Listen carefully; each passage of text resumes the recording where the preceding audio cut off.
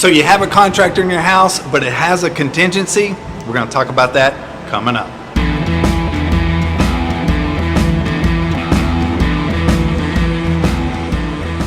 Hey, thanks for sticking around. Today we're talking about contingencies on the contract of your home, and there's going to be a few of them that you may or may not see. One of them is going to be like a contingency for inspections. You know, you have an option period. If you have a contract on your house, more than likely you have this option period, and within this option period they have inspections. The buyer can do inspections.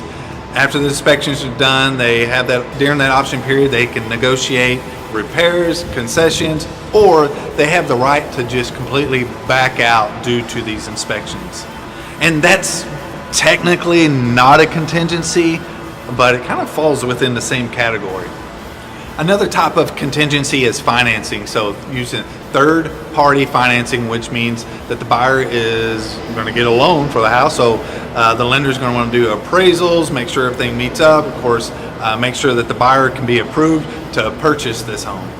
But what I'm here to talk about today is the contingency for the sale of another property. So what does contingency for the sale of another property mean?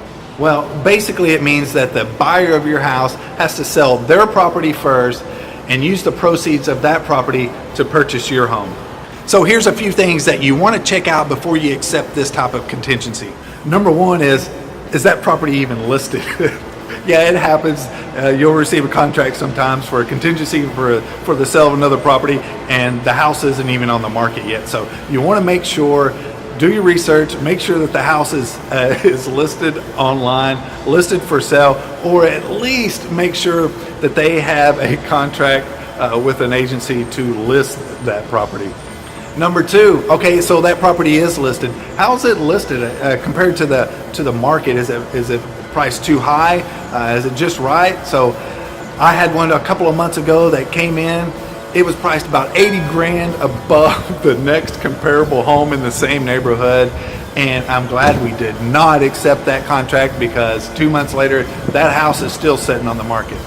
Number three, you want to look and see how the neighborhood's doing. How fast are the homes selling in that neighborhood? I mean, is it a 30-day, 60-day, 90 days closings on those homes? You want to look at that because you're going to have your house tied up for that long. So if you want to look at those markets, and if you're okay with 60, 90 days, fine, accept that contract.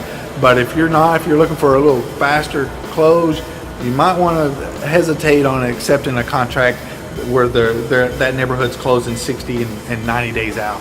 Now you want to get with your agent. They can look all this information up for you and help you make the right decision. All right, so let's run through that one more time. Number one, you want to check and make sure it's listed. Number two, how well is it priced in their market? Number three, how fast are those homes moving in their neighborhood? Those are three things you want to check before accepting a contingency. Anyway, message me below if you have any questions. Thanks for hanging out. I'll see you next time.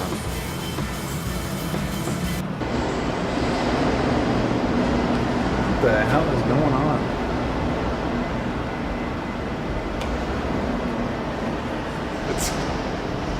I need like a studio or something.